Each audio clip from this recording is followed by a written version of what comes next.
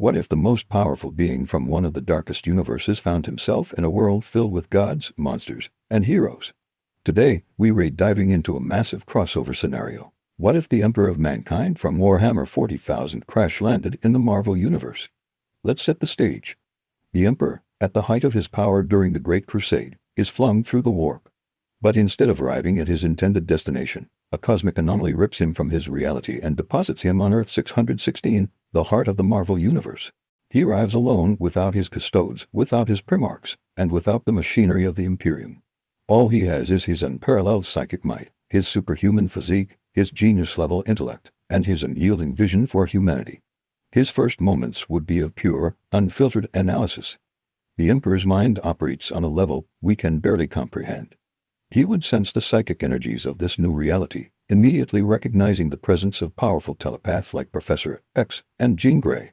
He'd feel the cosmic background radiation, the lingering energies of beings like Galactus and the Celestials. He'd also sense the ambient chaos, not the warp he knows, but the unpredictable nature of magic wielded by figures like Doctor Strange. His initial assessment would be grim but familiar. Humanity is fractured, powerful, but directionless. Mutants are persecuted, superhumans are both idolized and feared, and cosmic threats loom constantly. To the Emperor, this is just another Tuesday. It's a version of Old Night, a planet teeming with potential but squandered by division and superstition.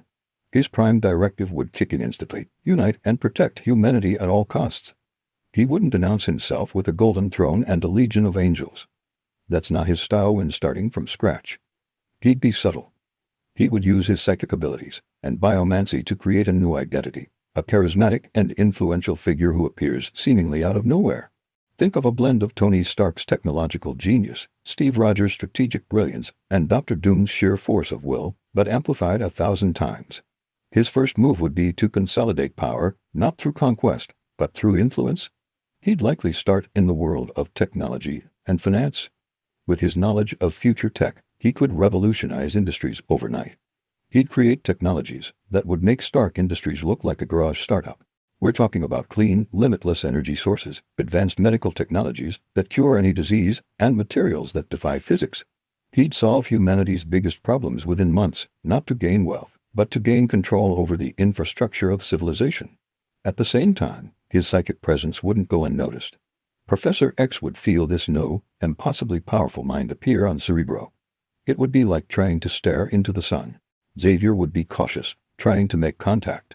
The Emperor, in turn, would see Xavier's dream of peaceful coexistence as noble but naive. He'd see mutants not as a separate species, Homo superior, but simply as a strain of humanity with latent psychic potential, abhumans that need to be guided, and if necessary, controlled for the greater good. He might even approach Xavier, not as a threat, but as a potential ally. He'd offer solutions to the mutant problem that would seem miraculous. He could stabilize unstable mutations, shield mutants from prejudice, and offer them a purpose within his grand design. Many mutants, tired of being hunted, might flock to his banner. Others, like Magneto, would see him as just another tyrant, a human who wants to dominate mutant kind. This would inevitably lead to conflict. And what about the Avengers? Captain America would be deeply suspicious of this new figure who preaches unity through absolute authority. His methods would clash with everything Steve Rogers stands for: freedom, democracy, and individual choice.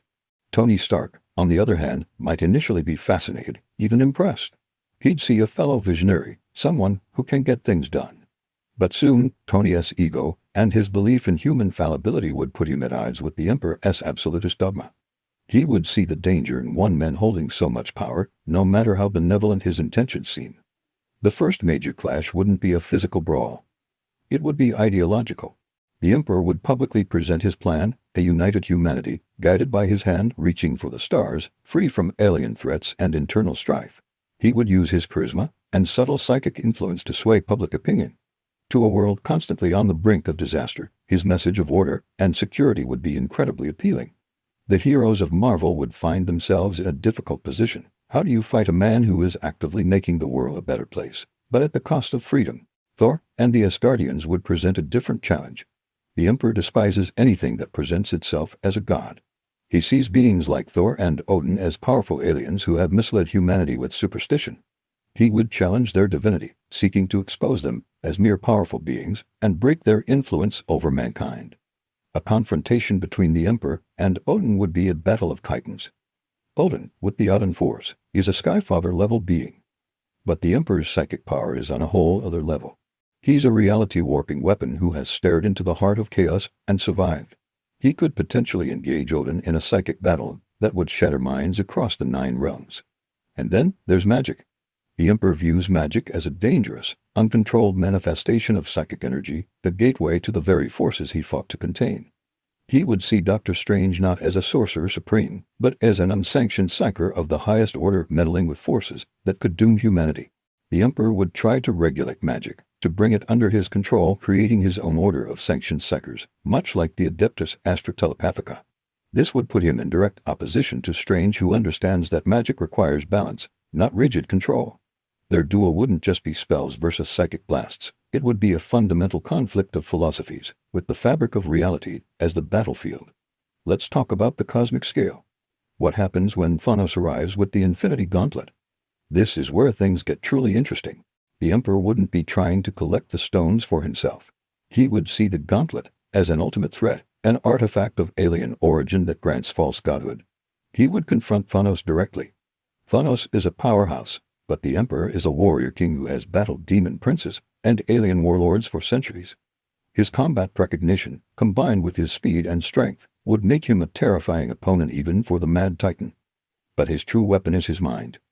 Could the Emperor psychically overwhelm a being like Thanos? It's possible.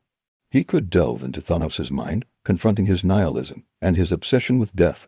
It would be a battle of wills on a cosmic scale. And even if Thanos has the gauntlet, the Emperor's own abilities are rooted in the raw power of the soul and reality itself. A single psychic blast from the Emperor is said to be able to erase souls from existence. He might be one of the few beings in the Marvel Universe who could challenge a gauntlet-wielding Thanos and have a credible chance of winning, not by overpowering the stones, but by outthinking and outwilling their user. Ultimately, the Emperor's presence in the Marvel Universe would create a new, powerful faction, the Imperium of Man, Earth 616 edition. He would unite a significant portion of humanity under his rule. He would create his own super soldiers, maybe not Primarchs, but something far beyond Captain America. He would build fleets to guard Earth against alien threats like the Kree, the Skrulls, and the Brood. In many ways, he would succeed. Earth would be safer, more prosperous, and more unified than ever before.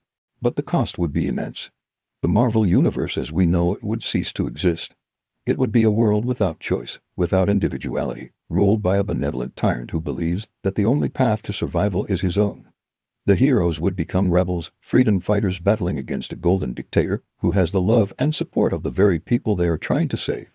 The Emperor of Mankind in Marvel isn't just a story about a powerful character. It's a clash of ideologies,